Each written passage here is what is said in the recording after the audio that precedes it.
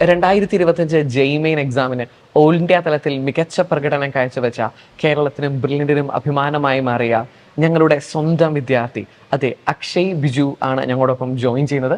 അക്ഷയ്, എങ്ങനെ ഉണ്ടായിരുന്നു ജെയ്മെയിനെ കുറിച്ച് ഓർക്കുമ്പോൾ ആ ഒരു നിമിഷങ്ങളെ എങ്ങനെ വിലയിരുത്തുന്നു? എക്സാം ഹോളിലെ ഒരു സിറ്റുവേഷൻസ് ഒക്കെ കുറച്ചൊക്കെ ടെൻഷനൊക്കെ ഉണ്ടായിരുന്നു. എന്നാലും ഒരുവിധം എക്സാം എഴുതി പുറത്ത് വന്നപ്പം എന്തായിരുന്നു സിറ്റുവേഷൻ? ടെൻഷനൊക്കെ ഉണ്ടായിരുന്നു, എന്നാലും അത്യാവശ്യം വിചാരിച്ച പോലെ തന്നെ അറ്റൻഡ് ചെയ്യാൻ പറ്റി. ഒരു ഹാപ്പി ആയിരുന്നു ടോട്ടലി? കുഴപ്പമില്ല. ഒരു നല്ല റിസൾട്ട് വരും എന്നൊരു ശുഭപ്രതീക്ഷ ഉണ്ടായിരുന്നു? തീർച്ചയായിട്ടും ഉണ്ടായിരുന്നു. ഇനി വീട്ടിലേക്ക് വരികയാണെങ്കിൽ, ഫാദർ ട്രഷറി ഡിപ്പാർട്ട്മെന്റിൽ വർക്ക് ചെയ്യുന്നു, ബിജു സാറ്. അതുപോലെ തന്നെ അമ്മ വർക്ക് ചെയ്യുന്നത് ആയുർവേദ ഡിപ്പാർട്ട്മെന്റിൽ ഡോക്ടറായിട്ട് വർക്ക് ചെയ്യുന്നു, നിഷ മാം. ചേച്ചിയിലേക്ക് വരികയാണെങ്കിൽ ഗോപിക 4th ഇയർ MBBS വിദ്യാർത്ഥിയാണ്, അതും ബ്രില്യൻറ്റിലെ വിദ്യാർത്ഥി തന്നെയായിരുന്നു. രണ്ട് ഡോക്ടർമാരുള്ളൊരു സിറ്റുവേഷൻ. എന്തുകൊണ്ടാണ് ഡോക്ടർ ആവണ്ട, എൻ്റെ ആഗ്രഹം ഒരു IIT കാരനാവണം, എഞ്ചിനീയർ ആവണം, എപ്പോഴാണ് ആ ആഗ്രഹം തുടങ്ങിയത്? 6th 7th ക്ലാസ് തൊട്ട് തന്നെ എഞ്ചിനീയർ ആവാൻ തന്നെയായിരുന്നു ആഗ്രഹം. എഞ്ചിനീയർ ആവാനായിരുന്നു ആഗ്രഹം. അമ്മയെ പോലെ ഒരു ഡോക്ടർ ആവണം എന്നുള്ളൊരു ആഗ്രഹം തോന്നിയില്ല? ചേച്ചിയാണേലും ഡോക്ടർ ആകാൻ പഠിക്കുന്നു, അങ്ങനെ ഒരു താല്പര്യമേ തോന്നിയില്ല? കോഴിക്കോട് സ്വദേശിയാണ് അക്ഷയ്. ബ്രില്യൻ സ്റ്റഡി സെന്ററിലെ പരിശീലനത്തിനും അതോടൊപ്പം തന്നെ ഏറ്റവും മികച്ച IIT-കളിൽ അഡ്മിഷൻ നേടുക എന്നുള്ള ആഗ്രഹവും പൂർത്തീകരിക്കാൻ വേണ്ടിയാണ് പല ബ്രില്യൻ സ്റ്റഡി സെന്ററിലെ കോച്ചിങ്ങും അതുപോലെ തന്നെ KE മാന്നാനം സ്കൂളിലെ പഠിത്തത്തിനുമായിട്ട് ഇങ്ങോട്ട് വന്നത്. എങ്ങനെ നോക്കിക്കാണുന്നു കഴിഞ്ഞ 2 വർഷത്തെ പ്രവർത്തനങ്ങളെ? IIT കോച്ചിങ് ഉണ്ട്, അതുപോലെ തന്നെ സ്കൂളിലെ പഠിത്തങ്ങളുണ്ട്. എങ്ങനെ ഇത് രണ്ടും ഒരു ബുദ്ധിമുട്ടായ രീതിയിലാണോ, അതോ രണ്ടും ഒരു രീതിയിൽ കംഫർട്ടബിൾ ആയിരുന്നു? എന്തായിരുന്നു അവസ്ഥ? നല്ലപോലെ തന്നെ മാനേജ് ചെയ്യാൻ പറ്റിയിരുന്നു. ഒരു പക്ഷേ ഈ ദിവസം രാവിലെയാണോ രാത്രിയാണോ, എപ്പോഴാണ് കൂടുതൽ പഠിക്കാൻ ഒരു താല്പര്യം? രാവിലെ. എങ്ങനെയാണ് ഒരാളുടെ അക്ഷയ് എന്ന സ്മാർട്ട് സ്റ്റുഡന്റിന്റെ ടൈം ടേബിൾ എങ്ങനെയാണ്? ഒരു 4:30 ആകുമ്പോൾ ഓക്കെ പഠിക്കാൻ തുടങ്ങും. എന്നിട്ട് 7 മണിയൊക്കെ ആകുമ്പോൾ ഭക്ഷണം കഴിച്ചിട്ട് സ്കൂളിലേക്ക് വരാനുള്ള. അപ്പം ഏറ്റവും കൂടുതൽ രാവിലെ പഠിക്കാൻ തിരഞ്ഞെടുക്കുന്ന സബ്ജക്ട്സ് ഇന്നതായിരിക്കണം, അങ്ങനെ വല്ല ആഗ്രഹം വല്ലതും ഉണ്ടോ? കെമിസ്ട്രിയാണ് ഒരു സ്ട്രോങ് ആയിട്ട് തിരഞ്ഞെടുക്കുന്നത്. ഒരു പക്ഷേ കെമിസ്ട്രി അത്ര ഇഷ്ടമില്ല എന്നതുകൊണ്ടാണ് ആദ്യം തിരഞ്ഞെടുക്കുന്നത്? അല്ല, കെമിസ്ട്രി കുറച്ചും കൂടി ഫ്രഷ് ആയിരിക്കുമ്പോൾ പഠിക്കാനായിട്ട് കെമിസ്ട്രിയാണ്. അപ്പം ഏറ്റവും ഇഷ്ടമുള്ള ഫിസിക്സ് ആണ്. അപ്പോൾ ഫിസിക്സ് എപ്പോഴാണ് പഠിക്കുന്നത്? ഫിസിക്സ് ഉച്ചയ്ക്ക് ശേഷമുള്ള സമയങ്ങളിൽ. ബാക്കി ടൈം ടേബിളിലേക്ക് വരികയാണെങ്കിൽ ഉച്ചയ്ക്ക് ശേഷം ഫിസിക്സും പഠിക്കും, രാത്രി മാത്സും പഠിക്കും. ഒരു ദിവസം എത്ര മണിക്കൂർ ഏകദേശം ഒരു റഫായിട്ട് സ്കൂളിലെ ക്ലാസ്സുകളൊക്കെ കഴിഞ്ഞ് ബാക്കിയുള്ള സമയം പഠിക്കും? എത്ര മണിക്കൂറായിട്ട് ചോദിച്ചാൽ ഒരു ഏകദേശം ഒരു റഫ് നമ്പർ പറയാൻ പറ്റുമോ? സ്കൂൾ ക്ലാസ്സിലുള്ള ദിവസം ഒരു 7-8 മണിക്കൂറൊക്കെ പഠിക്കും. ഓക്കെ. ക്ലാസ് ഇല്ലാത്ത ദിവസങ്ങളിലോ? 14 മണിക്കൂർ. അതായത് ഒരു അവധി ദിവസമാണെങ്കിൽ, ക്ലാസ് ഇല്ലാത്ത ദിവസമാണെങ്കിൽ 14 മണിക്കൂർ പഠിക്കുന്നുണ്ട്. ഈ ജെയ്മെയിൻ എക്സാമിലേക്ക് വരുമ്പം ഫിസിക്സിനും കെമിസ്ട്രിക്കും മാത്സിനും ഒക്കെ ഈക്വൽ പ്രാധാന്യമുണ്ട്. അക്ഷയ്ക്ക് ഇതിൽ ഏറ്റവും എളുപ്പം തോന്നിയതാ? ഫിസിക്സ് ആണോ, കെമിസ്ട്രി ആണോ, മാത്സ് ആണോ? ഫിസിക്സ്. അതിനാ ഈ ഫിസിക്സ് ആണ് കുറച്ചും കൂടെ സ്ട്രോങ് എന്ന് പറയാൻ കാരണം? പഠിക്കാൻ കുറച്ചും കൂടി എളുപ്പമാണ്, ബൈഹാർട്ട് ചെയ്യേണ്ട കാര്യമൊന്നുമില്ല കെമിസ്ട്രിയെ പോലെ. ഫിസിക്സിലേക്ക് വരുമ്പോൾ തന്നെ പല ടോപ്പിക്കുകളുണ്ട്, അതിലേതാ എളുപ്പം? മെക്കാനിക്സ്. ഏറ്റവും ഡിഫിക്കൽട്ട് എന്ന് ചോദിക്കുന്നതിൽ അർത്ഥമുണ്ടെന്ന് എനിക്ക് അറിഞ്ഞുകൂടാ. ഏറ്റവും ഡിഫിക്കൽട്ട്, എനിക്ക് ഇഷ്ടമില്ല എന്ന് തോന്നിയതാ ഫിസിക്സിൽ? അങ്ങനെയൊന്നുമില്ല, ഫിസിക്സ് എല്ലാം ഓക്കെയാ. അപ്പം കെമിസ്ട്രിയിലേക്ക് വരുമ്പോൾ കെമിസ്ട്രി എങ്ങനെയാ? ഓർഗാനിക് ഉണ്ട്, ഇൻഓർഗാനിക് ഉണ്ട്, ഫിസിക്കൽ ഉണ്ട്. ഇതിലേറ്റവും സ്ട്രോങ് പോയിന്റ് എന്ന് പറയാവുന്നത് ഏതാ? ഫിസിക്കലാണ്. ഇനി മാത്സിലേക്ക് വരുമ്പം മാത്സിനെ എങ്ങനെ വിലയിരുത്തുന്നു? എളുപ്പമാണോ? മാത്സ് കുറച്ച് പാടാണ്. അതെങ്ങനെ മാത്സ് പഠിക്കുന്ന ഒരു രീതി എങ്ങനെ? മാത്സ് കുറെ പ്രോബ്ലംസ് സോൾവ് ചെയ്ത. അപ്പം ജെയ്മെയിൻ എക്സാമിന് വേണ്ടി പ്രിപ്പയർ ചെയ്യുന്ന വിദ്യാർത്ഥികൾക്ക് ഒരുപക്ഷെ 3 ടോപ്പിക്കിനും ഒരേ പ്രാധാന്യം തന്നെയാണ്. ഒരു ഫിസിക്സ് എങ്ങനെ പഠിക്കണം, കെമിസ്ട്രി എങ്ങനെ പഠിക്കണം, മാത്സ് എങ്ങനെ പഠിക്കണം എന്നുള്ളത് ഒരു ടോപ്പറിൽ നിന്ന് അറിയാനായിട്ട് അവർക്കൊരു ചെറിയൊരു ആഗ്രഹം കാണും. അപ്പം നമ്മുടെ ഒരു ജൂനിയർ സ്റ്റുഡൻസിന് വേണ്ടി, അല്ല അടുത്ത വർഷമൊക്കെ പഠിക്കുന്ന സ്റ്റുഡൻസിന് വേണ്ടി നമുക്കൊന്ന് പറഞ്ഞു കൊടുക്കാം, എങ്ങനെയാണ് ഫിസിക്സ് പഠിച്ചാൽ ഒരു ബെറ്റർ ആയിരിക്കും എന്നുള്ള അക്ഷയുടെ ഒരു പോയിന്റ് ഓഫ് വ്യൂ. എങ്ങനെ ഫിസിക്സ് പഠിച്ചാലായിരിക്കും സ്കോർ ചെയ്യാൻ പറ്റുന്നത്? ഫസ്റ്റ് തിയറി മൊത്തം ഒന്ന് പഠിക്കുക. ഫിസിക്സിനെ സംബന്ധിച്ച് തിയറി മുഴുവൻ പഠിക്കണം. ഓക്കെ. പിന്നെ ക്വസ്റ്റ്യൻസ് സോൾവ് ചെയ്യണം. NCERT-ക്ക് ഒത്തിരി പ്രാധാന്യം കൊടുക്കണോ? NCERT ഒരു പ്രാവശ്യം വായിക്കുന്നത് നല്ലതാണ്. ഓക്കെ. അപ്പോൾ NCERT മുഴുവൻ വായിച്ചു നോക്കി എല്ലാ കാര്യങ്ങൾക്കും ഒരു ഐഡിയ കിട്ടിയായിരുന്നോ? അതോ എനിക്കിത് NCERT അത്ര ഡൈജസ്റ്റ് ആകുന്നില്ല എന്നുള്ള ചില ടോപ്പിക്കുകൾ അങ്ങനെ തോന്നിയോ? തിയറി NCERT പക്കയാണ്. പ്രോബ്ലം ചെയ്യാനായിട്ട് പ്രീവിയസ് ഇയർ ക്വസ്റ്റ്യൻസ് ഒക്കെ നോക്കിയിരുന്നു. ഇനി കെമിസ്ട്രിയിലേക്ക് വരുമ്പോൾ എങ്ങനെ പഠിക്കണം? കെമിസ്ട്രിയും NCERT തന്നെയാണ് ഏറ്റവും ഇമ്പോർട്ടൻസ് കൊടുക്കേണ്ടത്. ഓക്കെ. ദെൻ വേറെ എന്തെങ്കിലും ടെക്നിക്ക് വല്ലതും ഉണ്ടോ കെമിസ്ട്രി പഠിച്ചെടുക്കാനായിട്ട്? കെമിസ്ട്രി കുറെ ബൈഹാർട്ട് ചെയ്യണം. അതാ ഒരു പക്ഷേ ഫിസിക്സ് ഇഷ്ടപ്പെടാൻ കാരണം അതായിരിക്കും. ബൈഹാർട്ട് ഒന്നും അത്ര ചെയ്യണ്ട, എന്നാൽ ഒരു കുറച്ചധികം ഇഷ്ടം തോന്നുന്നുണ്ട്. ഇനി കെമിസ്ട്രി എങ്ങനെ പഠിക്കണം ഒരു സ്റ്റുഡൻറ്റിൻ്റെ ആംഗിൾ ചിന്തിക്കുമ്പോൾ? നമുക്ക് അറിയാമല്ലോ, നമുക്ക് 3 ടോപ്പിക് ഉണ്ട്, ഫിസിക്കൽ ഉണ്ട്, ഓർഗാനിക് ഉണ്ട്, ഇൻഓർഗാനിക് ഉണ്ട്. ഇതിന് 3 രീതിയാണല്ലോ പഠിക്കേണ്ടത്. എങ്ങനെയാണ് ഫിസിക്കൽ പഠിക്കേണ്ടത്? ഫിസിക്കല് ഫസ്റ്റ് NCERT മൊത്തം കവർ ചെയ്യുക. ഓക്കെ, പിന്നെ ഫോർമുലാസ് കുറേ ഉണ്ടാവും. ഫോർമുലാസ് ഒക്കെ ഒന്ന് റിവൈസ് ചെയ്തിട്ട് പ്രോബ്ലംസ് സോൾവ് ചെയ്യാൻ. Problem solve. ഇനി ഓർഗാനിക്കിലേക്ക് വരികയാണെങ്കിലോ? ഇതുപോലെ ഇതുപോലൊക്കെ തന്നെ കെമിസ്ട്രി പൊതുവിൽ ആ ഒരു അഭിപ്രായമാണ്. അതോ ഇൻഓർഗാനിക്കിന് പ്രത്യേകിച്ച് എന്തെങ്കിലും? ഇനോർഗാനിക് NCERT നല്ല ഒരു കുറേ പ്രാവശ്യം വായിക്കേണ്ടി വരും. കുറച്ചധികം തവണ വായിക്കേണ്ടി വരും. ഓക്കെ, ദെൻ പ്രോബ്ലം ചെയ്യുക. എല്ലാത്തിനും അടിസ്ഥാനം NCERT തന്നെയാണ്, ഉറപ്പിച്ചു പറയാം. ഇനി മാത്സിലേക്ക് വരുക, എങ്ങനെ വിലയിരുത്തുന്നു? മാത്സ് പ്രോബ്ലം സോൾവിങ് തന്നെയാണ്. പ്രോബ്ലം സോൾവ് ചെയ്യുക, അതായത് പ്രോബ്ലം എത്രമാത്രം സോൾവ് ചെയ്യുന്നു അത്രമാത്രം നമുക്ക് ജെയ്മേൻ എളുപ്പമാകും. ഇനി ജെയ്മേനോടൊപ്പം തന്നെ അഡ്വാൻസിനുള്ള പ്രിപ്പറേഷൻ നടത്തുന്നില്ലേ? എങ്ങനെയാണ് അഡ്വാൻസിന് വേണ്ടിയുള്ളൊരു പ്രിപ്പറേഷൻ സ്ട്രാറ്റജി? അഡ്വാൻസിന് ആണെങ്കിൽ ക്വസ്റ്റ്യൻസ് കുറച്ചും കൂടി ഡെപ്തിലായിരിക്കും വരിക. ഡെപ്തിലായിരിക്കും, ഓക്കെ. അന്നപ്പം തിയറി ഒക്കെ കറക്റ്റ് അറിയണം. പ്രത്യേകിച്ച് ബുക്കുകളൊക്കെ സ്വന്തമായിട്ട് നോട്ടുകളൊക്കെ പ്രിപ്പയർ ചെയ്ത് ആ ഒരു മെറ്റീരിയൽ ഉപയോഗിച്ചാണോ പഠിക്കുന്നത്, അതോ റെഫറൻസ് മെറ്റീരിയലും ബ്രില്യൻ്റ് മെറ്റീരിയലാണോ കൂടുതൽ? ഏതാണ് ഏറ്റവും എളുപ്പം എന്ന് തോന്നുന്നത്? സ്വന്തമായിട്ട് നോട്ട് ഉണ്ടാക്കുക എന്നുള്ളതാണ്. ഇനി നമ്മളൊരു എക്സാം ഹോളിലേക്ക് വരുമ്പോഴത്തേനും ആദ്യം ഏത് ടോപ്പിക് എഴുതി തുടങ്ങിയത്? ഫിസിക്സ് ഉണ്ട്, കെമിസ്ട്രി ഉണ്ട്, മാത്സ് ഉണ്ട്. ആദ്യം എങ്ങനെയായിരുന്നു അവിടുത്തെ ഒരു എക്സാം ഹാളിലെ ഒരു പ്രിപ്പറേഷൻ? അല്ലെങ്കിൽ എക്സാം ഹോളിൽ ഇങ്ങനെ എഴുതണം, ഇത്ര മിനിറ്റ് ഡിവൈഡ് ചെയ്യണം, അങ്ങനെ വല്ല സ്ട്രാറ്റജി വല്ലതും ഉണ്ടായിരുന്നോ? അതോ വളരെ കൂളായിട്ട് എക്സാം എഴുതിയോ? ഫസ്റ്റ് ഫിസിക്സ് ഏകദേശം എത്ര മിനിറ്റ് കൊണ്ട് ഫിസിക്സ് ചെയ്തു? അങ്ങനെ വല്ലതും? 45 മിനിറ്റ് ഫിസിക്സ് കംപ്ലീറ്റ് അങ്ങ് ചെയ്തു.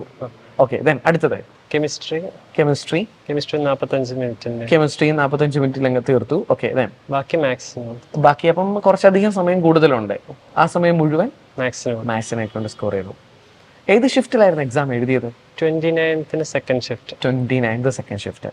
ഏതൊരു വിദ്യാർത്ഥിയും IIT അഡ്മിഷൻ ആഗ്രഹിക്കുമ്പം അവരുടെ അടുത്ത് ആദ്യം ചോദിക്കുന്നതാണ് ഏത് ബ്രാഞ്ചാണ് ഏറ്റവും കൂടുതൽ താല്പര്യമുള്ളത്.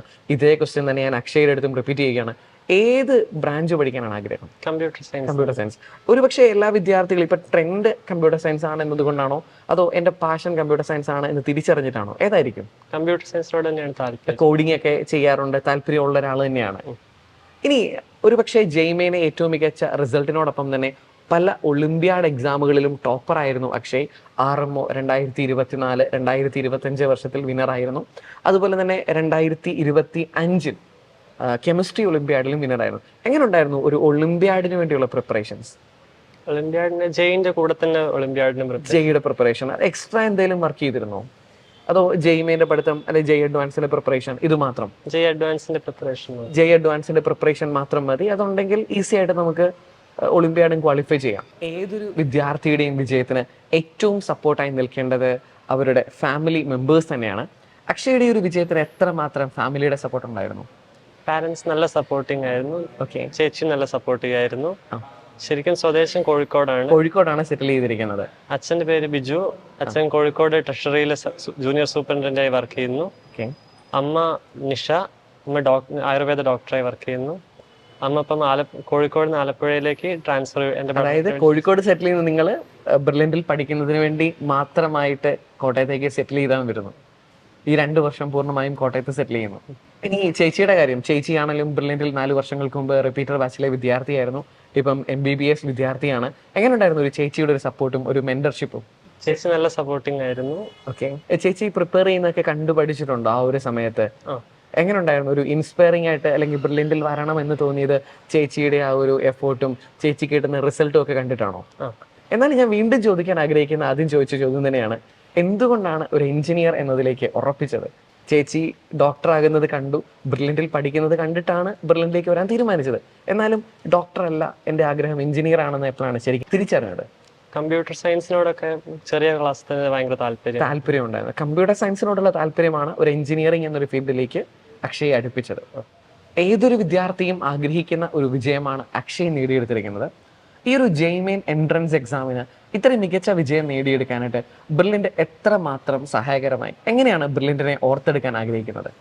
ബ്രില്യന്റ് ടോട്ടലി നല്ല സപ്പോർട്ടീവ് ആയിരുന്നു. ക്ലാസ് ടീച്ചർ കണ്ണൻ സാറും കോർഡിനേറ്റർ ബിജു സാറും ഡയറക്ടർ സെബാസ്റ്റ്യൻ സാറും എല്ലാവരും നല്ലോണം സപ്പോർട്ടീവ് മോട്ടിവേറ്റ് ഒക്കെ ചെയ്യുമായിരുന്നു. പിന്നെ ബ്രില്യന്റിന്റെ പ്രൊഫസേഴ്സ് നല്ല ഹൈ ലെവലിൽ തന്നെ ക്ലാസ് എടുക്കും. എല്ലാ സൺഡേയും ഡൗട്ട് ക്ലിയറൻസും കിട്ടുമായിരുന്നു. ഒരു ജെയ്മെയിൻ പോലെ ഏറ്റവും കോമ്പറ്റീറ്റീവ് ആയ ഒരു എൻട്രൻസ് എക്സാമിന് ഏറ്റവും മികച്ച വിജയം സ്വന്തമാക്കാനായിട്ട് ഏറ്റവും കൂടുതൽ ആവശ്യം വേണ്ടത് ഏറ്റവും കൂടുതൽ എക്സാമുകൾ എഴുതി പരിശീലിക്കുക എന്നുള്ളതാണ് അത്യാവശ്യം. ബ്രില്യൻ്റ് അനവധി മോഡൽ എക്സാമുകളും മോക്ക് എക്സാമുകളും ഒക്കെ നടത്തിയിരുന്നു. എങ്ങനെയുണ്ടായിരുന്നു ആ ഒരു എക്സാം ഒക്കെ എഴുതുമ്പോൾ ഒരു പ്രിപ്പറേഷൻ? ബ്രില്യൻ്റ് കുറേ എക്സാം നടത്തിയിരുന്നു. സിലബസ് കഴിഞ്ഞത് തൊട്ട് ബ്രില്യൻ്റ് 3 ഡേയ്സിൽ ഒരിക്കലൊക്കെ എക്സാം നടത്തുമായിരുന്നു. എക്സാമിന് വേണ്ടി പ്രിപ്പയർ ചെയ്യുമായിരുന്നു. ബ്രില്യൻ്റ് ടൈം ടേബിൾ തരുന്നതനുസരിച്ച് ഓരോ ഷെഡ്യൂൾ അനുസരിച്ച് എക്സാം നടത്തി ഒരു ദിവസം ഒരു ഫിസിക്സ് ഇത്ര ടോപ്പിക്ക്, കെമിസ്ട്രി ഇത്ര ടോപ്പിക്ക്, മാത്സ് ഇത്ര ടോപ്പിക്ക്, അത് പൂർണ്ണമായും കംപ്ലീറ്റ് പഠിക്കാൻ പറ്റുന്ന ഒരു സിറ്റുവേഷൻ ആയിരുന്നോ? അല്ല, കംപ്ലീറ്റ് കവർ ചെയ്യാൻ സമയം കംപ്ലീറ്റ് കവർ ചെയ്യാൻ പലപ്പോഴും പറ്റിയിട്ടില്ല. അപ്പൊ എന്ത് ചെയ്തു? എന്തായിരുന്നു അപ്പോഴത്തെ ഒരു സ്ട്രാറ്റജി? ഏറ്റവും അറിയാത്ത ടോപ്പിക്കുകൾ ഫസ്റ്റ് പഠിക്കുമായിരുന്നു. അത് അറിയാത്തത് പഠിക്കും. സാധാരണ വിദ്യാർത്ഥികൾ ചെയ്യുന്നത് ഏറ്റവും കൂടുതൽ കോൺഫിഡൻ്റ് ആയിട്ടുള്ള കാര്യങ്ങൾ പഠിക്കും, അറിയത്തില്ലാത്തത് ഒഴിവാക്കി വിടും. ഇതായിരിക്കും സാധാരണ ചെയ്യുന്നത്. പക്ഷെ അക്ഷയ് ചെയ്തത് നേരെ തിരിച്ചാണ്. അറിയത്തില്ല എന്ന് തോന്നുന്നത് ഫസ്റ്റ് പഠിക്കും, അപ്പോൾ അത് പഠിക്കാൻ നോക്കും. ബാക്കി അറിയാവുന്ന കാര്യങ്ങളൊന്ന് റിവൈസ് ചെയ്യാനുള്ള സമയം കിട്ടും. ജെയ്മെൻ എക്സാമിന് ഏറ്റവും കൂടുതൽ സപ്പോർട്ടീവായിട്ട് പല വിദ്യാർത്ഥികളും പറയുന്നത് പ്രീവിയസ് ഇയർ ക്വസ്റ്റ്യൻ പേപ്പേഴ്സ് തന്നെയാണ്. എത്രമാത്രം ഹെൽപ്ഫുൾ ആയിരുന്നു ഈ ഒരു previous year question papers? Previous years ഭയങ്കര ഹെൽപ്ഫുൾ ആയിരുന്നു. ഓക്കെ, ഒരു 5-6 വർഷത്തേക്കുള്ള പ്രീവിയസ് മൊത്തം ചെയ്തു നോക്കിയിരുന്നു. അതായത് ഒരു 5-6 വർഷത്തെ ക്വസ്റ്റ്യൻ പേപ്പേഴ്സ് ഒക്കെ ചെയ്ത് നോക്കിയ ഒരു വിദ്യാർത്ഥി ഈ വർഷത്തെ ക്വസ്റ്റ്യൻ അറ്റൻഡ് ചെയ്യുമ്പോൾ എന്താ തോന്നുന്നത്? എളുപ്പമായിരുന്നോ അതോ ഡിഫിക്കൽട്ട് ആയിരുന്നോ? എങ്ങനെ കാണുന്നു ഈ ഒരു വർഷത്തെ ക്വസ്റ്റ്യൻ പേപ്പേഴ്സിനെ? കഴിഞ്ഞ വർഷത്തെക്കാട്ടും കുറച്ചും കൂടി പാടായിരുന്നു. കുറച്ചുകൂടെ പാടായിരുന്നു, ഒരു സ്റ്റാൻഡേർഡ് ആയിരുന്നു. അതായത് നമ്മൾ കഴിഞ്ഞ വർഷത്തെ ക്വസ്റ്റ്യൻ പേപ്പേഴ്സ് പോലൊരു ക്വസ്റ്റ്യൻ പേപ്പർ ആയിരിക്കുമല്ലോ പ്രതീക്ഷിക്കുന്നത്. അങ്ങനത്തെ ഒരു ക്വസ്റ്റ്യൻ പേപ്പർ പ്രതീക്ഷിച്ച് നമ്മൾ എക്സാം ഹാളിലേക്ക് വരുമ്പോഴത്തേനും കുറച്ചും കൂടി സ്റ്റാൻഡേർഡ് ആണ്, കുറച്ചും കൂടെ കട്ടിയാണ് എന്ന് ക്വസ്റ്റ്യൻ തിരിച്ചറിയുമ്പം എന്തായിരുന്നു അക്ഷയുടെ ഒരു സ്ട്രാറ്റജി? തുടക്കത്തിൽ കുറച്ച് ടെൻസ്ഡ് ആയി, പിന്നെ പറ്റുന്നത്രയും കറക്റ്റ് ചെയ്യാനായിട്ട് ശ്രമിച്ചു. ഇനി ഒരു ജെയ്മെയിൻ എക്സാം എഴുതുന്ന ഒത്തിരി വിദ്യാർത്ഥികളുണ്ട്. ഈ സെഷൻ 2 എഴുതുന്ന വിദ്യാർത്ഥികളുണ്ട്. അതുപോലെ തന്നെ അടുത്ത വർഷങ്ങളിലൊക്കെ ഇനി ജെയ്മെയിൻ എഴുതുമ്പം എന്തൊക്കെ ശ്രദ്ധിക്കണമെന്ന് അറിയാൻ ആഗ്രഹിക്കുന്ന ഒത്തിരി വിദ്യാർത്ഥികളുണ്ട്. അവരോട് എന്താണ് അക്ഷയ്ക്ക് പറയാനുള്ളത്? ജൂനിയേഴ്സിനോട് ഒരു ജെയ്മെയിൻ എങ്ങനെ പഠിച്ചാൽ നല്ലതായിരിക്കും എന്നാണ് അക്ഷയുടെ ഒരു point of view? First theory എല്ലാം പെർഫെക്റ്റ് ആക്കുക, പിന്നെ പറ്റുന്നത്രയും ക്വസ്റ്റ്യൻസ് പ്രാക്ടീസ് ചെയ്യുക. ഓക്കെ, പ്രീവിയസ് ഇയേഴ്സ് എന്തായാലും പ്രീവിയസ് ഇയർ ചെയ്തേ പറ്റൂ. എത്ര വർഷത്തെ ചെയ്യണം? ഒരു 5-6 വർഷത്തെ നിർബന്ധമായിട്ടും ചെയ്തിരിക്കണം. ഓക്കെ, പിന്നെ ഡൗട്ട് ഒന്നും വെച്ചിരിക്കാണ്ട് ഡൗട്ട് കറക്റ്റ് തന്നെ വന്നപ്പോൾ തന്നെ 2025 ജെയ്മെയിൻ സെഷൻ 1 എക്സാമിന്റെ റിസൾട്ട് പ്രഖ്യാപിച്ചപ്പം കേരളത്തിനും ബ്രില്യൻറ്റിനും അഭിമാനമായി മാറിയ ഞങ്ങളുടെ സ്വന്തം വിദ്യാർത്ഥിയാണ് അക്ഷയ് ബിജു BN.